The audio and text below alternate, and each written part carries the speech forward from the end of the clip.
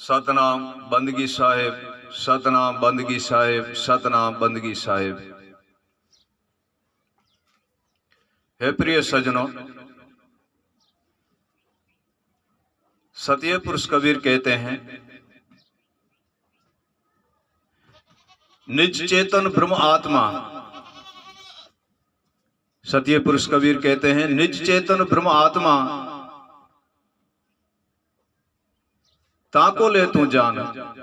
निज चेतन ब्रह्म आत्मा ताको ले तू जान।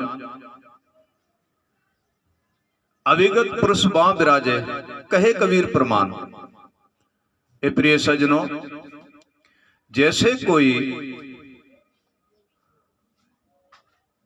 हम किसी वस्तु का पौधा लगाते हैं और उससे हमें फल मिलता है, ठीक वैसे विवेक के द्वारा आत्मा को जब चिन्हते हैं और जीव निर्बंध निराकार का भजन करता है, तब जड़ जूनी से जीव ब्रह्म बन जाता है और वह आत्मा में लीन हो करके,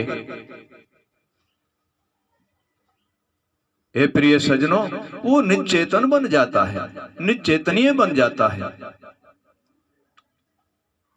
मन जागृत होता है, जीव से वह चेतन हो करके ब्रह्म बन जाते हैं और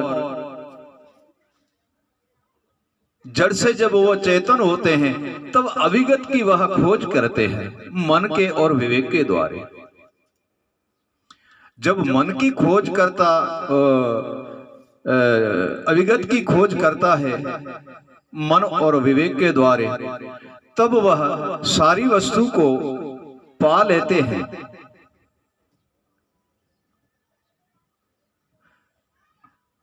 तब वह जीव से ब्रह्म बनता है।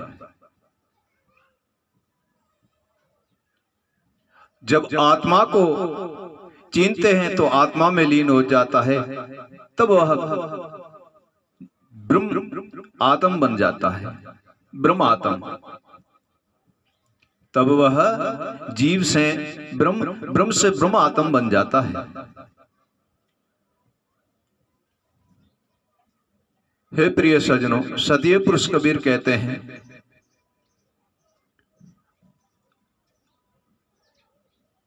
जड़ से तू जीव है, जड़ से तू जीव है, चेत कर ब्रह्म हो जा। जड़ से तू जीव है, चेत कर ब्रह्म हो जा, आत्म तत्व को चीन ले। तो आत्मा ब्रह्म कहा है। जब वो जड़ से ब्रह्म होता है और विवेक के द्वारे आत्मा को चीना जाता है, तब वह जीव जड़ से ब्रह्म होता है और वो ब्रह्म आत्मा को चीनता है, तब ब्रह्म आत्मा हो जाता है। ब्रह्म आत्मा में लीन होकर के और वह परम तत्व को चिंता है। वह परम तत्व को चिंता है। क्यों?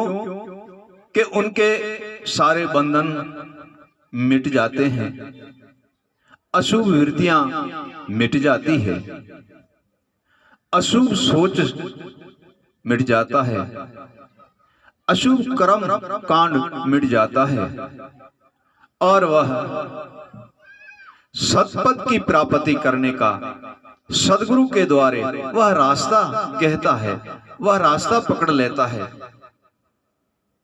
हे प्रिय सजनों, जब उसे सदगुरु देव के बताए हुए रास्ते पर वह चलता है, तब वह जीव से ब्रह्म बन जाता है और ब्रह्म से ब्रह्म आत्मा बन जाता है, वो आत्मा में लीन हो जाता है। हे प्रिय सजनों, वह आत्मा में लीन हो जाता है, फिर जीव का नाम नहीं रहता, जीव की हद नहीं रहती और जीव का कोई कारण नहीं रहता है, उसे कहते हैं आत्मा ब्रह्म। हे प्रिय सज्जनों, उसे कहते हैं आत्मा ब्रह्म।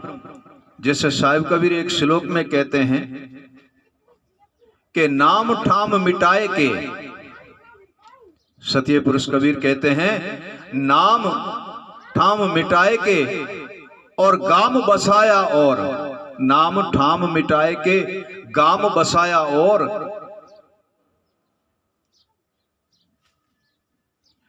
आत्मा में लीन हुआ, फूके कोई विरला सूर। वहां आत्मा में लीन होने के लिए कोई विरला सूर ही पूगेगा, पहुंचेगा वहां, हर एक तो जा नहीं सकता है। ब्रह्म समाना आत्मा में, आत्मा ब्रह्म के माए। सत्य पुरुष कबीर कहते हैं ब्रह्म समाया आत्मा में, आत्मा ब्रह्म के माए।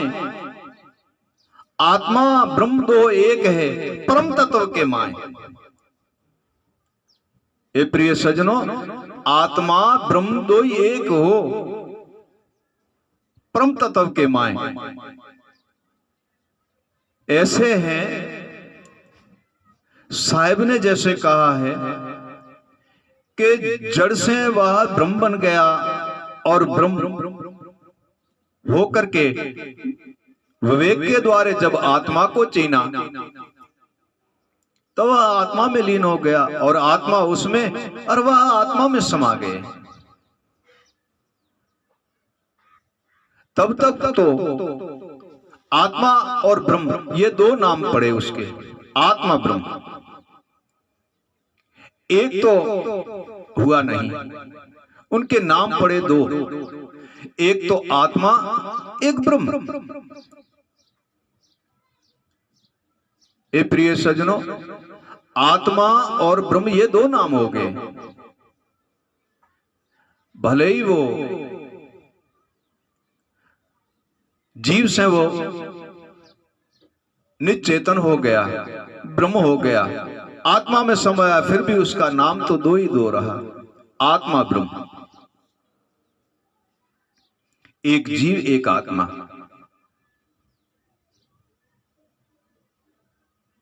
अपनी अपनी हद के अंदर अपना नाम ठाम गाम सब चेंज कर दिया। जीव से वो ब्रह्म हो गया, ब्रह्म से आत्मा को विवेक के द्वारा चीना तो आत्मा में समा गया, फिर उसका नाम पड़ा आत्मा ब्रह्म। फिर उनका नाम पड़ा आत्मा ब्रह्म।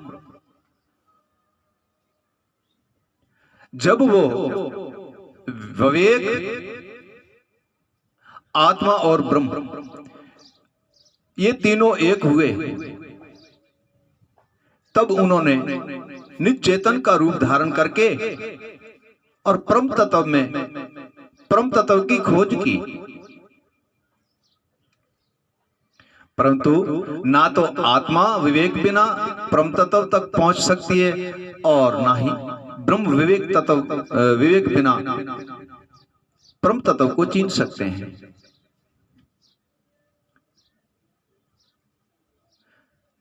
जब वह आत्मा और ब्रह्म दोनों ने परम तत्व को खोजा, जब परम तत्व की उन्होंने प्राप्ति की, तो ना आत्मा रहा न ब्रह्म रहा, न आत्मा रही न ब्रह्म रहा।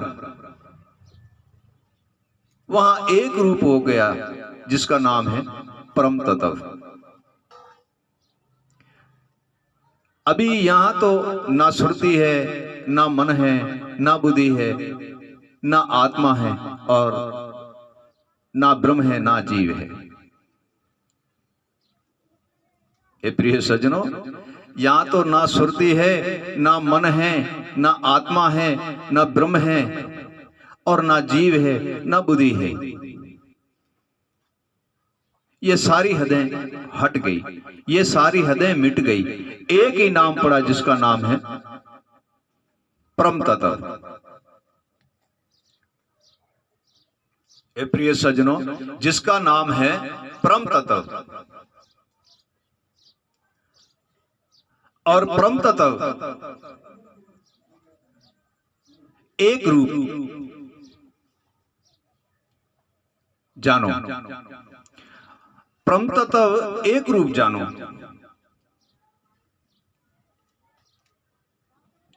जब परम तत्व में लीन होने से कुछ भी नहीं रहा। जैसे साहिब कबीर ने कहा, कबीरा चलता जाता था, पूछ लिया एक गांव। कबीरा चलता जाता था, पूछ लिया एक गांव। चलते चलते वहां गए, गांव नाव नहीं ठाव। ये प्रिय सजनों, गांव भी मिट गया, नाव भी मिट गया, और न उसका ठाम ठिकाना था, वह भी मिट गया। जो ठाम ठिकाना था वह भी मिट गया। वहां तो ना जीव रहा, न ब्रह्म रहा, न आत्मा रही, न मन रहा, न बुद्धि रहा, बुद्धि रही, नहीं सुरता रही। एक ही परम तत्व में सारे समा गए। वहां एक ब्रह्म नहीं पहुंच सकता है। क्यों कि इनको चेताने वाला विवेक है जो सदगुरु देव के दया से उत्पन्न होता है और मिलता है। इसी हद में लेके जाने वाला विवेक है। सार शब्द है, निज नाम शब्द है, सोंग शब्द है, सत शब्द है, टिकसार शब्द है। हे प्रिय सजनों, इन सब को ही जगाने वाला एक वैराग है। वैराग नहीं होता तो जीव ब्रह्म नहीं बनता, और वैराग नहीं होता तो विवेक के द्वारा आत्मा को नहीं चिंता। ये वैराग ही काम करता है। प्रिय सजनों, यह तो काम वैराग ही करता है। जब वैराग की प्राप्ति हुई तब ये सारी वस्तु उसी हद तक लेके गई। और जब परम तत्व में लीन हो गए तो वहां गांव नाम ठाव कुछ भी नहीं रहा। ना जीव, न आत्मा, ना ब्रह्म, ना सुरती, ना मन बुद्धि, कुछ भी नहीं रहा। सिर्फ एक ही परम तत्व रहा। और परम तत्व में लीन होने से एक ही स्वरूप हो गया, और वह परम तत्व अविगत पुरुष अज्ञात के देश में और अविगत पुरुष के देश में जाने का, अविगत पुरुष के देश में प्रवेश करने का और अविगत पुरुष के दर्शन के लिए वह परम तत्व को चीने।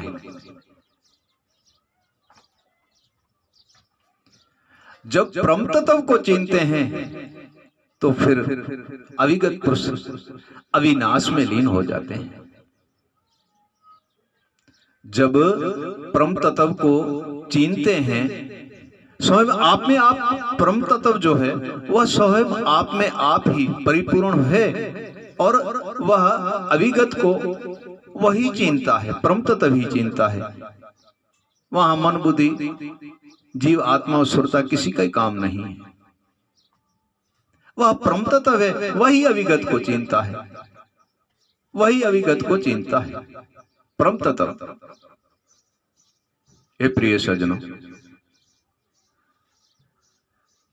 जब परम तत्व की प्राप्ति होती है, समझो कि अविगत पुरुष अविनाश का दर्शन और उनकी देश की निशानी और उसी देश में जाने का सरल भाव से सहजे उपाय सदगुरु देव ने कर दिया है।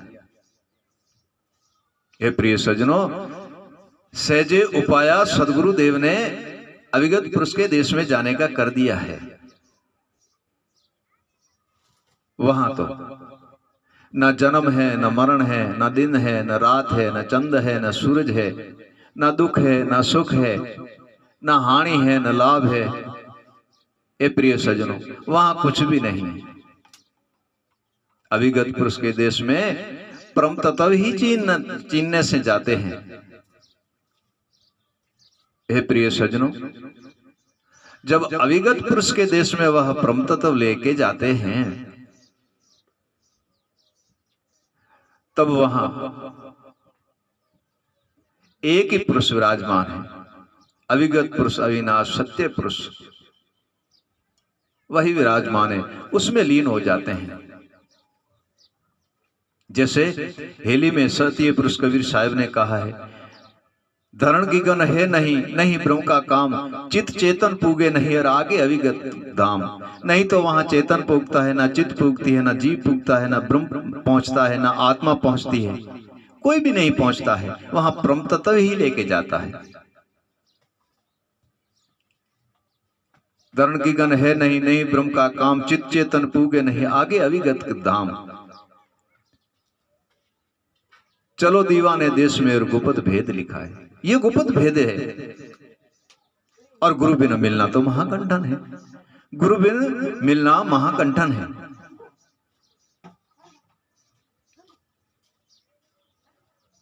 कोई कहते हैं ज्योति स्वरूपी गुरु करेंगे, निर्जन भक्ति करेंगे, कोई के अल्प पुरुष की भक्ति करेंगे। साहिब कहते हैं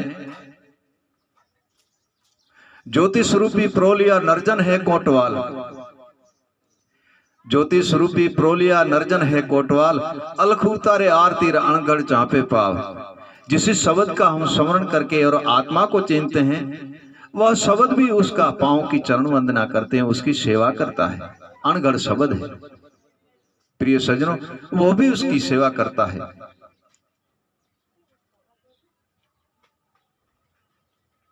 चालो दीवाने देश में और गुप्त भेद लिखा है। ए प्रिय सज्जनों, ये सारी वस्तु जितनी भी हदें हैं, जितनी भी अनहद अगम अगोचर अविगत है, वो हमें सदगुरु देव की दया से ही प्राप्त होता है। कोई भी मानव ऐसा न कहे कि हम करते हैं, नहीं, वो नहीं कर सकता। उसमें कोई शक्ति नहीं है, उसमें कोई ऐसी कला और शक्ति नहीं है जो वो कर सकते। करने वाला तो स्वयं सदगुरु देव है। उनको पता है कि उसी देश में जाना कैसे है, अविगत पुरुष से मिलना कैसे है, अविगत पुरुष का दर्शन कैसे होगा, वो तो उन्हें ही पता है, सदगुरु देव को। हे प्रिय सज्जनों, ऐसे कारण से जन्म मरण के बंधन से मुक्त होता है। इसको कैसे हैं साहिब कबीर का 6ठा पद और अविगत धाम। उसी अविगत धाम, अविगत पुरुष में इस तरीके से जाना पड़ेगा प्रिय सज्जनों। पूर्ण सदगुरु देव की कृपा और दया हो, और स्वयं सदगुरु देव आप में आप ही परिपूर्ण होना चाहिए, आप में आप ही ज्ञानी होना चाहिए, आप में आप ही विवेकी और अनुभव होना चाहिए, जिससे हर वस्तु की प्राप्ति उसी गुरुदेव से हो। वही उसी देश में हमें ले जा सकता है, और उसी देश में जाकर के हमें अविगत पुरुष के देश में जाकर के अविगत पुरुष का दर्शन कराते हैं, और निर्बंधन निराकार का वही दर्शन कराते हैं। हे प्रिय सज्जनों, वैसे तो हो नहीं सकता है। हे प्रिय सज्जनों, कोई ऐसी वस्तु तो नहीं है हमने किसी दुकान से, हाटी से या कहीं से खरीद ली और खा ली, हमें तत्काल ही वह वस्तु मिलती है। हे प्रिय सज्जनों, ये तो पूर्ण सदगुरु देव की कृपा और दया होती है, और सदगुरु देव भी सर्व ही परिपूर्ण हार हो, सर्व ही आप में आप जानन हार हो, और अपार ज्ञान और विवेक शब्द और सहनों का जिसके पास भंडार भरा हो, वही ये सर्वे दर्शन हमें करा सकता है। जन्म मरण के बंधन से वही मुक्त कराएगा, और किसी में शक्ति है नहीं। आपने सुना कि ना जीव रहा, ना आत्मा रही, ना ब्रह्म रहा, ना मन रही, ना बुद्धि रही, ना सुरता रही। हे प्रिय सज्जनों, जब वह परम तत्व अविगत पुरुष में लीन हो जाता है, तो एक ही सत्पुरुष अविगत पुरुष रह जाता है। वह परम तत्व भी वहां परम तत्व का नाम नहीं रहता, परम तत्व का भी वहां नाम नहीं रहता। अपनी अपनी हद में ये सारी वस्तु अपनी अपनी हद में नाम रखती है, कला रखती है, शक्ति रखती है। जीव ब्रह्म में लीन हो गया तो आत्मा ब्रह्म होगी, फिर भी वो दो थे, एक नहीं थे। जब वह परम तत्व को चीना तो न आत्मा रही, न ब्रह्म रहा, न मन रही, न बुद्धि रही, न जीव रहा, न सुरता रही। जब परम तत्व अविगत पुरुष में लीन हो गया तो परम तत्व भी नहीं रहा, सिर्फ सत पुरुष अविगत पुरुष एक ही रहा। और वहां ना दिन है, न रात है, न चंद है, न सूरज है, न सूर्य है, न प्रकाश है, न जन्म है, न मरण है, ना कुछ लेना है, ना कुछ देना, ना संसार की वृत्ति है, ना कोई संसार का भाव और कोई संसार का विचार और कोई कारण है। वह तो अविनाश अविगत है। ऐसे सदगुरुदेव की भक्ति श्रवण करने से और पूर्ण गुरु के चरण जाने से आपको सर्व वस्तु की प्राप्ति होगी और बंधन से मुक्त होकर निर्बंधन के दर्शन करोगे। सतनाम बंदगी साहेब, सतनाम बंदगी साहेब, सतनाम बंदगी साहेब।